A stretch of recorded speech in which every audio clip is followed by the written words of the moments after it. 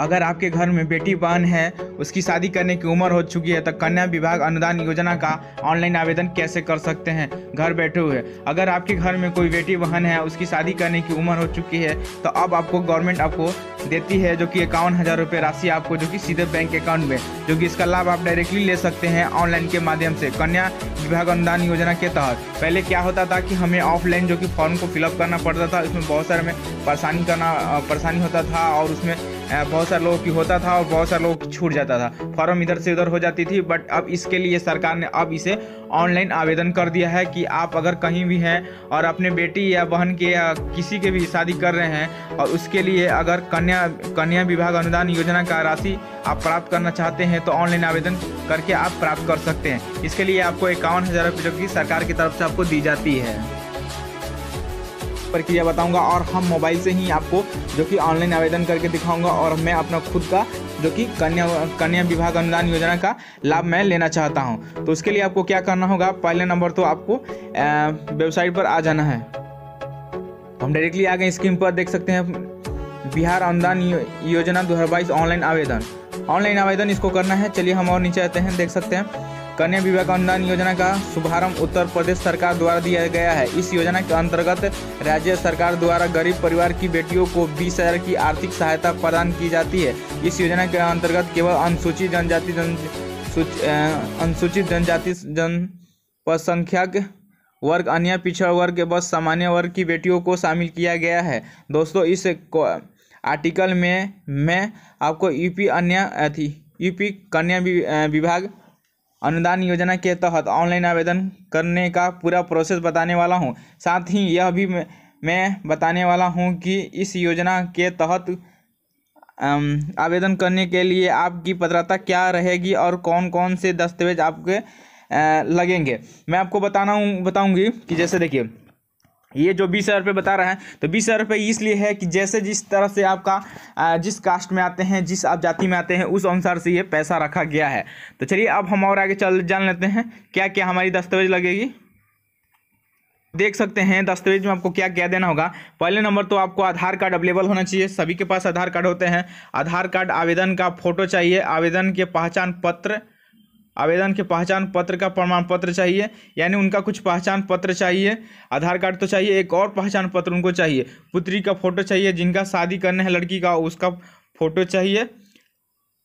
आय प्रमाण पत्र, उसके बाद जाति, आवेदन का पहचान पत्र, आवेदन जो कर रहा है उसका पहचान पत्र चाहिए। उसके बाद बैंक खाता, मोबाइल नंबर, शादी प्रमाण पत्र, शादी कार्ड, शादी का सत्यापन प्रमाण पत्र, यानी आपको शादी का कार्ड भी देना है, उसका फोटो आपको शादी के दिन का जो हुआ है वो देना है। आपको जाति प्रमाण पत्र, आय, आवेदन, ये सब आपको पूरा टोटल आपको ये चाहिए, तभी आप जो कि इसे फिल कर सकते हैं। उसके बाद हम चलते हैं नीचे की ओर हैं, तो आप देख सकते हैं ये कह रहा है कि इस योजना का लाभ गरीब परिवार की बेटियों को दी जाएगी। इस योजना के अंतर्गत आवेदन करने के बाद लाभार्थी के बैंक खाते में 51,000 की धनराशि भेजी जाएगी। इस योजना के अंतर्गत कन्या, पिछड़ा वर्ग, सामान्य वर्ग, अनुसूचित जाति, अनुसूचित जनजाति की बेटियों को लाभ दिया जाएगा। इस तरह से आपको सभी को अब लाभ दिया जाएगा, और पूरे 51,000 रुपये आपको बैंक अकाउंट में जो कि डाल दिया जाएगा।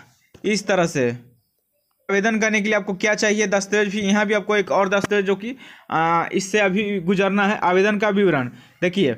उसके बाद ये कह रहा है डिटेल्स, पुत्री की शादी की तिथि, कब आप उनका शादी है उसका आपको तिथि डालना है, कब उनका शादी हुआ था।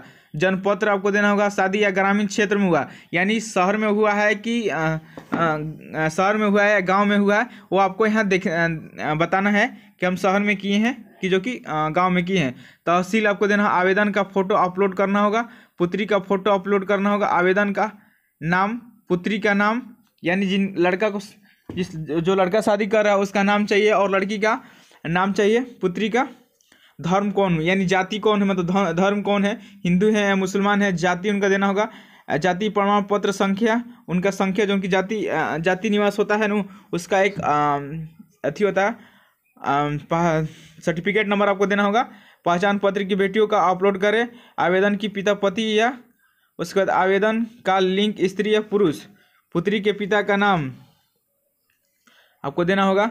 यदि आवेदन विधवा विकलांग है, यानी उनका जो शादी हुआ है वो विधवा या विकलांग हो गए हैं, अच्छा मतलब विकलांग है, पुत्री आवेदन संबंध है, मोबाइल नंबर, ईमेल आईडी आपको इतना देना होगा। उसके बाद क्या आवेदन द्वारा दूसरी पुत्री के लिए आवेदन दिया जा रहा है या है नहीं, यानी आपका जो फर्स्ट कितनी बेटियां है, यानी 2 बेटियां है, आप किस आवेदन दे रहे हैं, किनका आवेदन दे रहे हैं, फर्स्ट वाले को दे रहे हैं कि सेकंड वाली को दे रहे हैं, ये आपको यहाँ जो कि पत्रता करना होगा, यहाँ आपको जो कि जानकारियाँ देना होगा।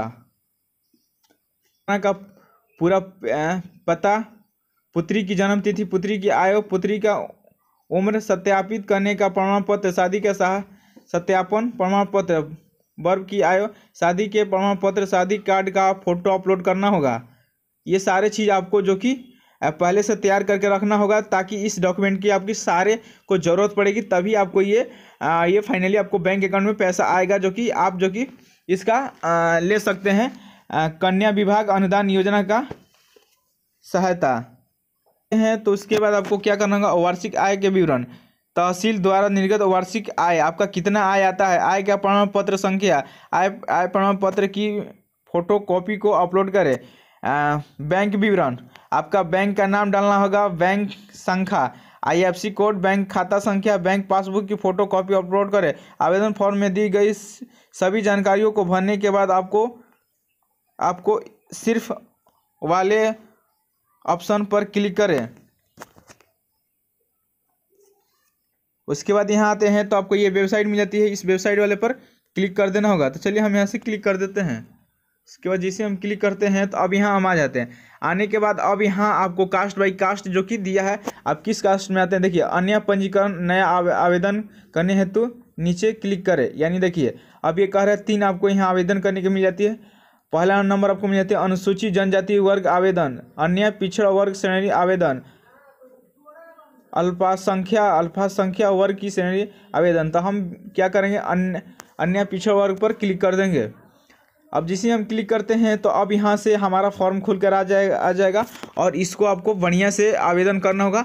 आपको एक एक चीज़ एकदम अच्छे तरह से भरना होगा, थोड़ा सा भी आपको गड़बड़ी नहीं करना है। अगर थोड़ा सा भी अगर आप मिस कर देते हैं तो आपका ये आवेदन को खारिज कर दिया जाएगा, यानी रिजेक्ट कर दिया जाएगा।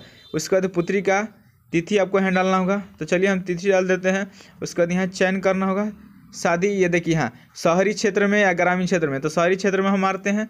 उसके बाद यहाँ आपको सेलेक्ट करना है, जनपद यहाँ सेलेक्ट करना है, सारा चीज़ ये आपको सेलेक्ट कर लेना होगा। ये फॉर्म को फिलअप करना होगा। फॉर्म को फिलअप करने में बहुत सारे टाइम लग जाएंगे, तो इसलिए हम जल्दी से जल्दी इस फॉर्म को फिलअप कर लेते हैं। उसके बाद यहाँ आपको नेक्स्ट का ऑप्शन मिलती है, उसके बाद आपको नेक्स्ट वाले ऑप्शन पर क्लिक कर देना होगा।